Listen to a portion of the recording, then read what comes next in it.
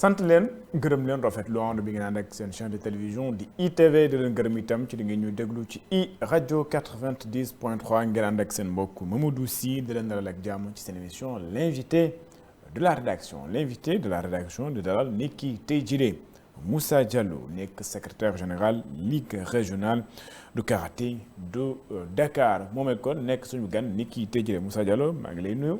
waaw ñu ngi lay nuyu Cheikh Mouhamadou ñu ngi lay nuyu di la ziar. di nuyu itam kilifa yi nga xam ne ñu jiite kër gi. di leen ziar bu baax nuyu itam mbooleem seen karatéka yi nga xam ne ñu ngi bàyyi xel jotaay bi tey. di nuyu internet yi ak ñuy suivre télé bi rajo bi ak ñëpp rek bàyyiwuñu kenn. ñu nar a nag sax ak moom waxtaan ci li nga xam nag moom mooy mbirum karaté fii ci réewum Sénégal tolluwaay bi waaye itam li nga xam ne moom moo ci wàllum fédération sénégalaise du karaté ak yeneen xew-xew yoo xam ne nag Sénégal sax mu ngi koy waajal dem ci wàllum Jeux olympiques de la jeunesse du ñàkk itam ñu waxtaan ci ndax karaté itam bokk na ci discipline yoo xam ne amaana dinañ ci bokk ñu xool wàccaay wi tolluwaay wi itam ci biir jotaay. alors Moussa Diallo laataa ñuy ñëw ci fédération bi karaté dama bëgg a laaj comment se porte le karaté au Sénégal. waaw Mamadou karaté au Sénégal pour tontu sa laaj actuellement fii ñu toll. karaté mu ngi dund ay jafe-jafe yu doy waar. dinañ ci ñëw ci ay anam yu bari. waaw xam nga tey par exemple bu ñu déggee ñi nga xam ne ñoo jiite woon fédération man dootuma wax président parce que dinañ ci ñëw ci biir waxtaan bi. ñi nga xam ne ñoo jiite woon bu ñu demee ba bëgg la wax ni la ñun formé nañu 150 coach par exemple léegi may laaj bu dee yow da nga soxla par exemple karaté boo xam ni da ngay compétir au niveau international nga war a soxla ay athlètes boo formé 150 coach amoo ay athlètes yu doy naka ngay gérer problème boobu te tey karaté toll foo xamante ni si tey waroon nañu mën a dund ci anam boo xam ni ñëpp dañ ciy gis seen bopp d'une manière générale. mais tey bu ñu demee ba nga xam ni karaté dafa nekk loo xam ni fii Sénégal mbir mi restreindre na d'une manière boo xam ni bu doy waar la. ñu mën ci tudd tey bu ñu ñëwee au niveau de Dakar bi nga xam ni ñun fii la ñu nekk Mamadou est-ce que xam nga Dakar fu war a am benn ligue régionale de karaté actuellement ñetti ligue ñoo fi nekk. maanaam. actuellement Dakar ñetti ligue régionale de karaté ñoo fi nekk. maanaam Dakar amul benn ligue régionale de karaté. déedéet. loolu nu mu mën a nekkee. voilà nan la mën a nekkee dañu ñëw en 2017. ñu def war a dem élection pour changer ligue bi nga xam ne moom moo fi nekkoon te ñoom Sansey Bousso jiite woon ko. mais bi ñu demee jour élection yi mujjul terminé mu am ay couac yu am ay problème après ça s'est terminé en queue de poisson. oui. te xam nga lu doy waar ci affaire bi mooy jamono yooyu loolu di am. waaw. inspectrice régionale de sport bi supervisé woon loolu mooy l'actuel ministre tey Soxna Khady Diène Gaye. maanaam problème bi moom xam na ko. xam na ko te dinañ ci ñëw détail par détail léegi bi loolu amee après affaire yi ça s'est terminé en lambeaux. oui ñu ne kon nañu defaat benn recul xoolaat naka la ñuy def après ñu jël Dakar mettre ko sous coordination Lamine Cissé jiite coordination bi di organiser ay passage de grade parce que boo ñëwee ci texte yi li ñu prévoir. mooy première dan deuxième dan au niveau de Dakar ligue bi moom moo koy organiser. soo bëggee laal nag troisième dan jën kaw loolu fédération moo koy def par exemple bu fekkee ni ci biir dëkk bi la à l'intérieur du pays day am lu ñuy tuddee ay zone centre mu regrouper ligue de Kaolack ligue de Fatick ligue de Diourbel pour ñoom ak Kaffrine pour ñoom ñu mën a def seen ay deuxième dan. mais bu dee au niveau de Dakar lii mooy spécificité bi. maintenant après qu'est-ce qui s'est passé ñu ñëw fin 2021. ñu ne kon nañu dem ci réorganiser waat pour mën a dem ci élection au niveau de la Ligue de Dakar. oui.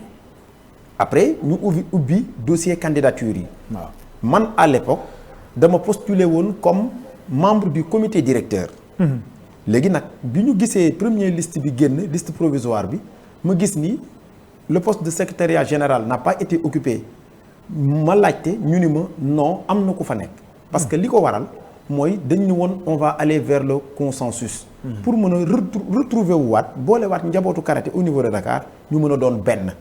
léegi après bi ma ci laajtee waxtaan naa ci ak benn kilifa mu ne ma non nañ bàyyi noonu parce que dañ ci waxtaan ba pare. mais malheureusement jour élection yi bi ñu ñëwee y avait personne kon le poste était vacant. maintenant après le secrétaire général de la fédération même en l'occurrence Ndiogou Fall moo xam le ni texte yi li mu prévoir. mooy le secrétaire général de la ligue léegi dootul génn fenn lu dul ci comité directeur bi. d'accord c'est là nag après postulé après jàll bi ñu demee première réunion comité directeur pour nekk le secrétaire général de la ligue. les PV sont là PV yi moom ministre bi moo leen signé. waaw léegi yeneen ñaar secrétaire général yi ñoom nu ñu leen fale. voilà léegi yeneen ñaar yi qu'est-ce qui s'est passé mooy comme ni mu la ko waxee à l'entame de mes propos. ni la ñi nga xam ni ñoom ñoo nekkoon gérer la ligue ñoom ñoo ni président bi fi nekkoon moo war a organiser élection mais keneen waru ko organiser kon ñoom gisuñu seen bopp ci loolu ils se sont retirés jour élection yi. oui après ñoom ñu dem constituer seen ligue ni ñoom itam il se réclame être la ligue de Dakar muy ñaari ligue.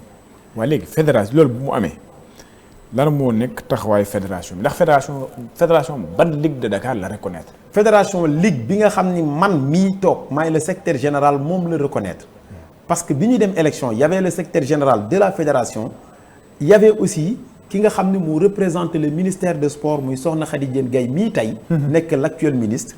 moom moo fi nekkoon comme inspectrice régionale de sport de Dakar. d'accord moom moo représenté woon ministère moom moo signé procès verbal bi pour wane ni ligue bi moom moo ko installé à la tête le président Beskaay Diop nekk ci. d'accord léegi nag li indi troisième ligue bi mooy dañoo dem en 2023 problème yi tàmbali ci biir fédération bi. problème yi bi mu tàmbalee ci biir fédération bi tout au début dafa nekkoon benn coow bu juddu ci diggante moom le président ak son trésorier général. léegi bi coow li amee man dox naa ci ay tànku médiation parce que président El Mokhtar Diop maître am man personnellement woo naa ko ni ko grand maître jug leen ndax coow li am diggante le trésorier général ak président su màggee mun na yàq lu bare mu tontu mu ni ma taalibe Cheikh dégg naa sa wax dinaa ci dox ay tànk. mu am yeneen kilifa yoo xam ne ñu ngi ci biir karaté bi man sama bopp personnellement woo naa leen pour la médiation mais ca booba ñu waxtaan mu am aussi le président Lamine Gueye bi fi nekkoon le président des arbitres dox ci rôle bu am solo. toog ak président ak trésorier général waxtaan ak ñoom ba tension bi ñu jàpp ni wàcc na ndekete. la nuit même le président dafa waroon conduire délégation karaté sans pour autant que mu yëgal ko trésorier général dem ministère jël xaalis dem yoonam ce qui est anormal li nga xam ne suñu ay textes dañ koy bañ parce que boo demee suñu ay textes l'article 56 de notre règlement intérieur stipule que le trésorier général est le seul habilité à recevoir du numéraire appartenant à la fédération kon nan le président def ba dem ministère ba ñu jox ko xaalis mu mën a conduire une délégation dem foofu problème am na léegi après qu'est-ce qui s'est passé président dem na léegi trésorier woowaat aussi président Lamine Gueye ni ko li ñu doon régler si ngoon ay 17h tey président jël na valisam ci guddi gi dem na yoonam yóbbu na délégation mu ñëw ñu koy laaj compte mu ni amul compte bu muy rendre trésorier général maintenant xaalis bi moom sa alalu bopp la kon lu la neex nga ciy def mu ni ministère lay rendre compte. D'accord.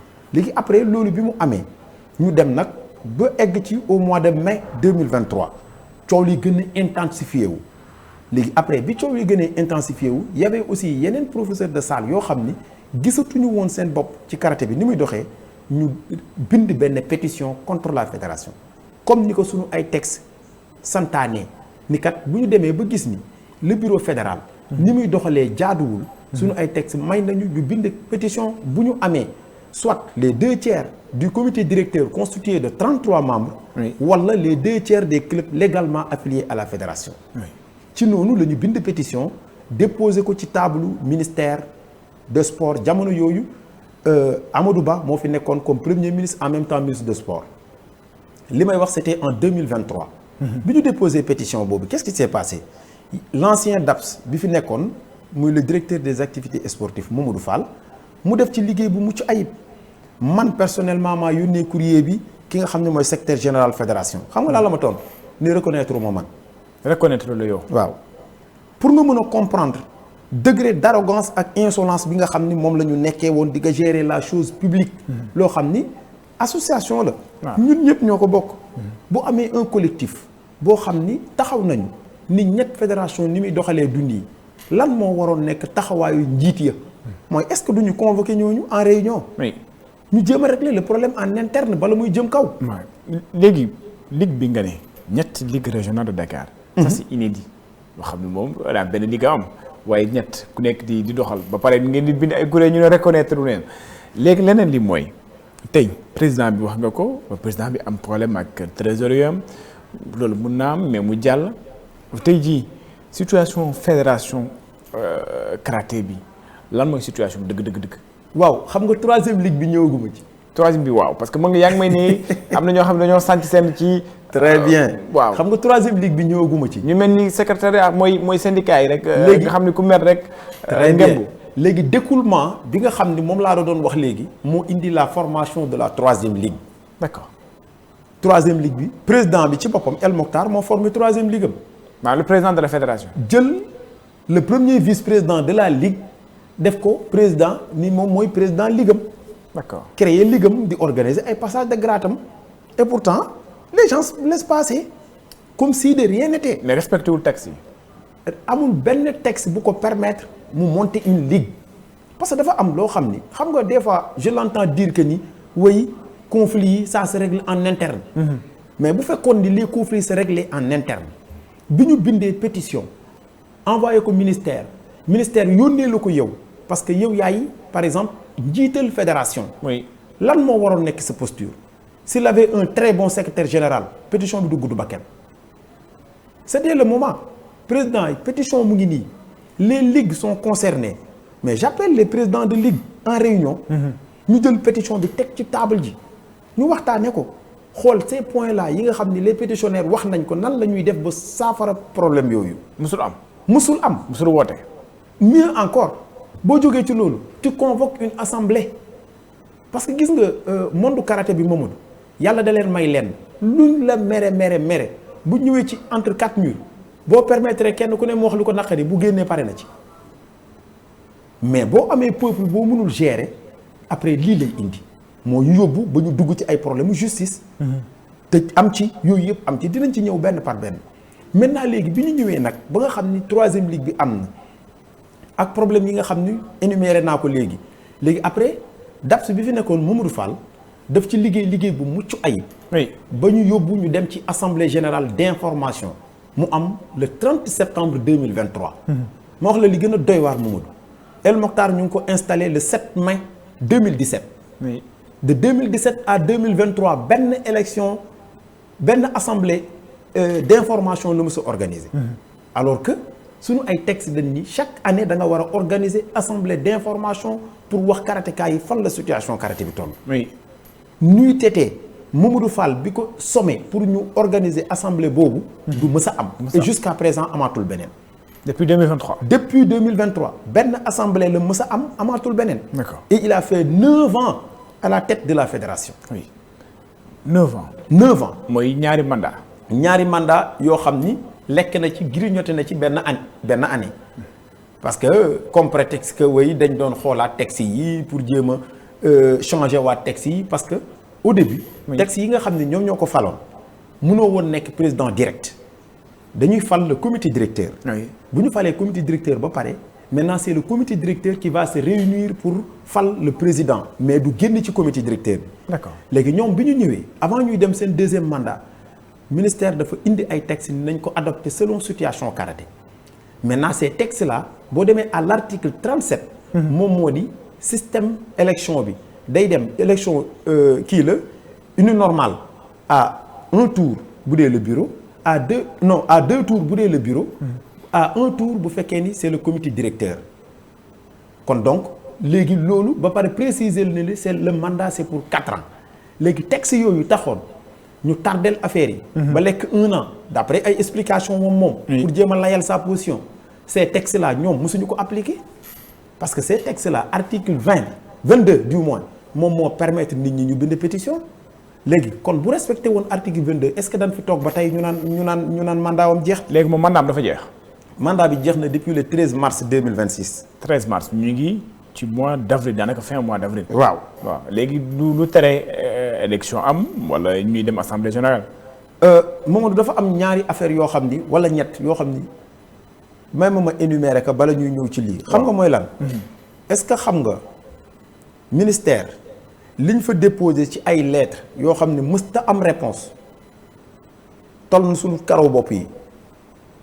maanaam da ngeen di bind ministère pour alerter ko ci situation bii wala situation karaté de manière générale. première lettre boo xam ni déposé nañ ko ministère sous la règne de Sokhna Khady Diène Gaye mu ngi nekk le 19 avril 2024. Ouais. vers 17h37 man mii maa déposé lettre bi au ministère. lettre boobu ba fii may wax ak yow amul réponse kenn tontu leen. ñu jóge foofu parce que boobu bi ñu jógee ci assemblée générale d'information bi ma lay wax. amaat na ay lettres yu ñu déposé ndax dañu ñëw le 13 octobre ñu déposé waat encore une autre lettre tout en précisant que ni bi ñu demee ci assemblée bi texte yëpp assemblée bi da leen rejeté à 96 non 46 oui et 8 abstentions procès verbal boobu. secrétaire général bi mu ko génnewee da ko supprimer waat waaye yàlla dafa dogal ni xam nga comme que tellement que. léegi technologie am na foo xam ne toll na fa. boo dugalee dara ñun récupérer nañ ko bu yàgg. léegi bi ñu jógee foofu amul réponse parce que dafa amoon impasse bu am biir ministère c'est-à-dire yëg nga changement yi fa amoon. oui ñu jëlee fa Yankhoba Diattara indi fa Lat Diop. waaw Lat Diop bi mu ñëwee moom moo dàq directeur des activités sportives bi yóbbu woon nit ñi ci assemblée d'information doon préparer assemblée générale extraordinaire installé fa keneen. Jules Sidi Mbengue bi nga xam ni rôle bi mu doon joué keroog bi ñuy def assemblée générale d'information bi moo doon di empêcher yenn club ñuy dugg est-ce que loolu moom mooy rôle koo xam ni yow tu es inspecteur de sport. parce que suñu fédération karaté dafa am benn spécificité bu si nekk mooy trésorier général képp moo la mën a wax club bii moo légal ak club bii moo légalul. ñaata club ñoo nekk Dakar. actuellement Dakar toll na ci 120 clubs. 120. yoo xam ni légalement affilié à la fédération. xëy na nag mun na am ñeneen ñoo xam ne dugal nañ leen te yëguñu leen. mais ci li ñu yëg en tant que ligue normale. 120 lii moom moo fi nekk. xëy na peut-être nag leneen mën na am maintenant installation Jules Sidi Mbengue boobu bi nga xam ni tey jii encore moom mooy l'actuel directeur des activités sportives. oui en même temps itam texte yi ma lay wax bi ñu leen di voté moom ci boppam moo ñëwoon présider réunion boobu. maanaam mu ngi fa woon. mu ngi fa woon d'ailleurs boo xoolee encore xam nga muy ñaari fait ñetteelu fait bi mooy deuxième mandat wu El Mokhtar Diop moom Jules Sidi Mbengue moo présider encore élection boobu. d'accord kon yoon dab na ko ñetti yoon benn texte yi tax ñu bind pétition texte yi wax mandat bi ñaata at la. yow yaa leen superviser bi ñu koy voté défendre leen nag bec et ongle. oui assemblée générale bi ñuy wax tey mandat bi jeex na yow yaa supervisé woon assemblée générale bi. assemblée générale d'information bi amoon moo toogoon ci buntu bi di jéem a empêcher yenn club pétitionnaires yi pour ñu dugg. d'accord léegi nag histoire dab na ko muy mandat bi jeex na te encore gis na lettres yooyu bi ñu leen bindee. amul réponse comme ni ma la ko waxee léegi le 19 avril 2024 ñu saisiraat encore la ministre Khady Diène Gaye boo fekk na mu ngi soog a jot ministère bi. y a pas eu de réponse léegi ñu dem ba le 11 juin 2024. oui si le président de la Ligue de Dakar Beskay Diop dajale tout ce qui est preuve bind lettre OFNAC saisir OFNAC pour OFNAC mën a def ay enquêtes par rapport à des malversations financières yu am ci biir fédération bi. maanaam da ngeen njortu ni dafa am malversation financière yoo xam ne ñoom ñoo nekk fédération bu wuteeg bu mu demee ministère empoché wax nga ko te yóbbul trésorier bi. waaw malversation financière yi mun naa la citer ñett rek. waaw pour ne pas que ñu étaler benn liste bu ngande. oui bi njëkk mooy dafa am athlètes yi dañuy faral di am ay athlètes yu représenté Sénégal chaque fois dans les compétitions. oui moo xam muy national moo xam muy international.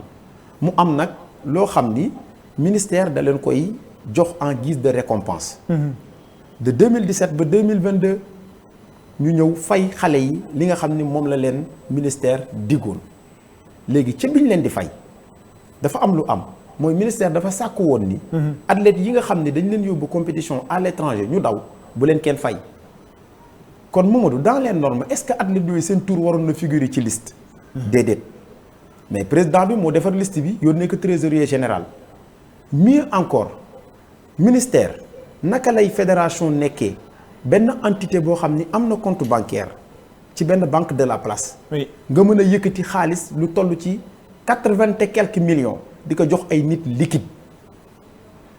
foofu amul traçabilité. foofu président bi moo demoon jëli ko moom ak trésorier général. ñu ñëw di fay ba xaalis bi des 10 millions 200 muy xaalisu xale yi ma la wax nii la dañ leen considéré woon comme ñu daw.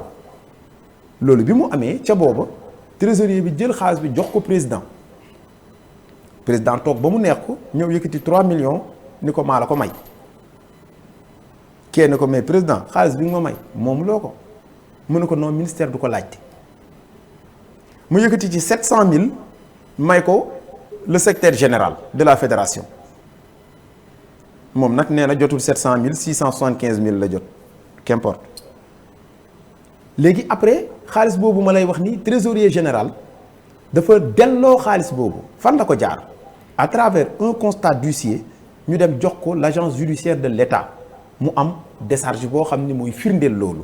firnde ni moom lu ñu ko joxoon ci koppar delloo na ko. delloo na ko yamu ca mais bu ñu duggee ci beneen malversation.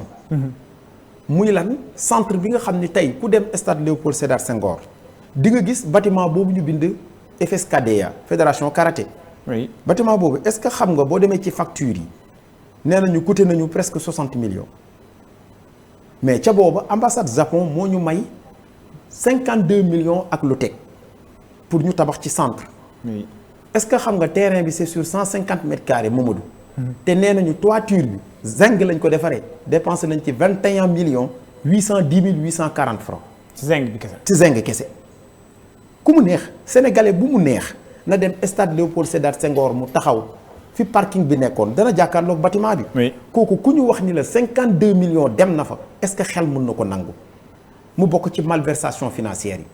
ci noonu itam moom président bi toog woo trésorier général ni ko entrepreneur bi daf ñu may 600 000 jël naa 200 000 yónnee naa la 200 000 jox naa Souleymane 200 000. maanaam entrepreneur bi mooy may fédération bi xaalis. mooy may fédération bi xaalis te war tabaxal fédération bi bâtiment bu ñu entraîné ak yu ni mel loolu kon ñu mën ko tuddee pot de vin. 200 000 yooyu par Wave la ko envoyé le trésorier général bokk na ci xaalis bi ñu restitué ci agence judiciaire de l'État. maanaam trésorier bi moom lu mu jot mu restitué ko. waaw parce que xam nga bu demee ba conflit am. yow da ngay protéger sa bopp.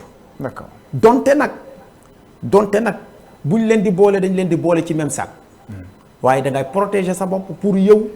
au moins bu ëllëgee nga mën a teg ci loxo yoon lu leer. li ngeen bind OFNAC dafa kañ la mu ngi yàgg ba léegi déggaatu leen ci dara. waaw ci lay ñëw. moo tax ma ni la dama lay jox ñetti points yi gën a ngande. ñetti faits yi gën a ngande ci wàllu malversation financière yi. après ñëw wax la nag suite bi ni mu demee. beneen bi troisième bi mooy xaalisu OFNAC xaalisu Covid-19. ndax Covid-19 dañoo ñëw président moom moo demoon jëli xaalis bi encore une fois bi mu ñëwee ni 15 millions la jox trésorier général ni ko lii la ñu ministère jox ni ko ministère daf ñu ameeloon 5 millions fay nañu jël 5 millions yi téye jël 15 millions yi trésorier dem verser ko ci compte fédération. léegi boo demee ci rapport bi nga xam ni moom la ñu fournir ci assemblée générale bi ma lay wax nii en 2022. boo demee ci page 47 bi ñoom nee nañu appui Covid dépensé nañ ci 4 millions 200. d'accord waaw boo ko dindee ci 20 millions yi ñaata moo war a des. te xam nga 20 millions yi lu ko feeñal rapport OFNAC moo génn à la page 105 ñu ne fédération karaté 20 millions lañ ko jox. amul 15 millions. pas de 15 millions 20 millions lañ ko jox. d'accord kon mu nekk ñetti malversation financière yoo xam ne tudd nañ ko. maintenant OFNAC. bi ñu déposé lettre bi. fu ñu gaaw tuuti waaw. OFNAC mu ngi nekk ci liggéeyam moom. di def ay auditions moom ainsi de suite. mais après mieux encore dañu saisir le premier ministre Ousmane Sonko. à travers courrier bi def ci tout ce qui est preuve mu convoqué le président de la Ligue. oui Beskaay Diop. ñu convoqué que bureau premier ministre wax ak moom après convoqué président fédération. après jël nag premier ministre moo sant ki nga xam ne moom mooy le ministre de la justice mu instruire dossier bi. d'accord Ousmane Diagne moo instruire dossier bi. mu dem dig man mii j'ai été parmi les convoqués. ñu auditionné ñu. après loolu moo indi nag kooru daaw ñu arrêté le bureau fédéral ba ñu cautionné 37 millions ñu bàyyi leen. waaw léegi may laaj ku ñu cautionné 37 millions ñu téye la 3 jours naka ngay continuer di diriger fédération te ñu ngi voté. man maa ngi riir malgré fait yi justice bi yu mu leen topp ñu cautionné ñoom ba léegi ñooy diriger fédération. ba léegi ñooy diriger fédération bi mieux encore ministre bi interpellé nañ ko ci question boobu. mu wax ni présomption d'innocence. ndax amagul jugement définitif. oui d'accord présomption d'innocence lu am la lu suñu justice prévoir. mais fu ñuy waxee wax malversation war na au moins jël benn décret suspendre la fédération wala le bureau fédéral. jeex na en attendant que yoon def liggéeyam. jeex na pourquoi pas mu am des mesures conservatoires mieux encore léegi waxatuñu sax loolu bien vrai que présomption d'innocence am na ba pare li ñu leen di toppee association de malfaiteurs. faux et usage de faux détournement des deniers publics ak escroquerie pour ne citer que cela. est-ce que war na mën a figurer ci dossier ñu lay bàyyi ngay gérer une fédération. waaw kon yéen ñi na ngeen di jàngatee la gestion dossier bii nii ci ministre bi ci boppam nu mu gérer dossier bi. xam nga dañuy reculer un peu en arrière. ci moom ni mu gérer dossier bi. waaw dañuy gaawantu tuuti. d'une manière très brève ñi am ci waxtu. muy xoj dafa toog ci plateau télé mu ne dañ koy reprocher ni problème mu karaté bi ñu ngi ciy tudd ay nijaayam. ay nijaayam. waaw te moom bi muy nekk d'accord ay nijaayam bi ñuy karaté mu nekkul ministre. loolu lu ñuy nangu la.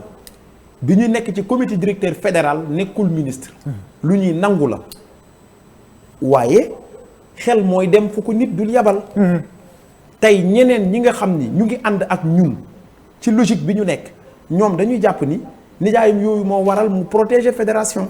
d'accord ñoom loolu la ñuy jàpp mais man am na as tuut loo xam ni xam naa ko ci moom. d'accord muy lan man gëm naa ni ku xam texte la te ku respecté texte la. man loolu man dama ko gëm nekkul loo xam ni damay wax pour defal ko les yeux doux mais loolu man dama ko gëm parce que dafa am lu ma liggéey jot a liggéey ak moom. kon donc ñun. fi nga xam ne nag foofu la problème bi nekk mooy bi malversation yi amee taxawaay bi mu ci am léegi pourquoi warul woon mën a am par exemple ñu def ay mesures conservatoires. léegi loolu amul mieux encore mandat bi jeex na. d'accord jeex na le 13 mars bii passé. lan moo waral élection waragul mën a am. kon ñun actuellement nii foofu lañ koy ñaan. interpellé léegi ci jamono ji li ngeen bëgg mooy fédéral ki nga xam ni moom mooy ministre bi ñu fexe ba ngeen di dem. Assemblée générale ndax président bi am na droit def 3 mandats am déet. waaw xam nga foofu texte yi prévoirul ni président bi war na mën a def 3e wala 4e texte yi foofu waxu fa dara kon donc comme ni ma ko waxee woon la dernière fois. li ñu bëgg. maanaam daal yéen amul limitation de mandat. texte yi amul limitation li ñu bëgg mooy ñu dem ci ay élections yoo xam ni. jàmm day am. karaté ñi nga xam ne ñoo ci bokk yépp war a mën a dem participer ci élection yooyu. waaw léegi nag su boobaa comme na ma ko waxoon laa koy waxaatee. d'accord ministre bi wala ministère bu ñu d'accordee moom mu présenté wu waat moom président bi. yéen amu leen ci problème. non mais na ngeen dem rek assemblée générale. nañ dem assemblée générale ba pare nag foofu li ma leen di wax foofu rek. waaw pour bu ñu demee ba yegg ci dépôt candidature yi. nañu bàyyi xel lenn. c'est un dossier pendant devant la justice. oui OFNAC pareegul léegi boo élire un nouveau président mu nekk moom par exemple. suba ñu ni la yoon téye na ko. parce que le bureau fédéral laa la wax le président le trésorier général adjoint et le secrétaire général sont sous contrôle judiciaire. d'accord léegi trésorier bi àndatul ak ñoom léegi moom président bi trésorier adjoint bi ak secrétaire général bi ñoo bokk camp léegi bu ñu constitué waatee beneen bureau ñëw ni dañu présenté wu suba bu ñu ko gañee ñu destituer leen à travers la justice loolu ban image lay joxe waat ci karaté. est-ce que du gën a yokkaat problème. kon li ñuy ñaan ministre bi. mooy à travers ses services.